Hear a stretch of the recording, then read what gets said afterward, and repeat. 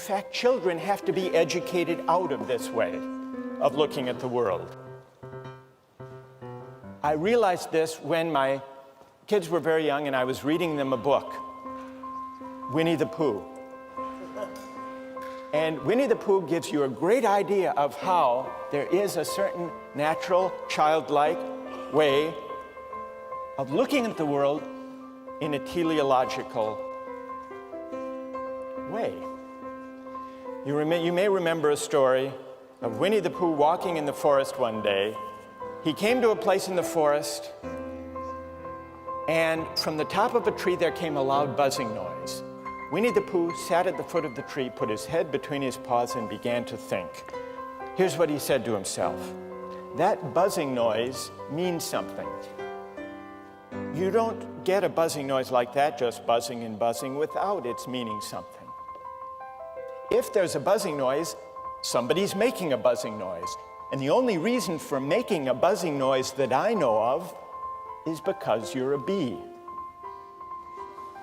Then he thought for another long time and said, and the only reason for being a bee that I know of is making honey. And then he got up and he said, and the only reason for making honey is so I can eat it. So he began to climb the tree. This is an example of teleological reasoning. It isn't so implausible after all. Now, we grew up and we're talked out of this way of thinking about the world.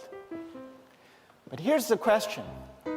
Even if teleological explanations don't fit with modern science, even if we've outgrown them in understanding nature, isn't there something still intuitively and morally plausible, even powerful, about Aristotle's idea that the only way to think about justice is to reason from the purpose, the goal, the telos of the social practice? And isn't that precisely what we were doing when we were disagreeing about affirmative action?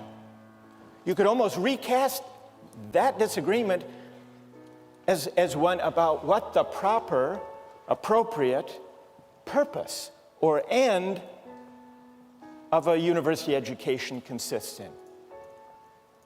Reasoning from the purpose or from the telos or from the end, Aristotle says that's indispensable to thinking about justice. Is he right? Think about that question as you turn to Aristotle's Politics.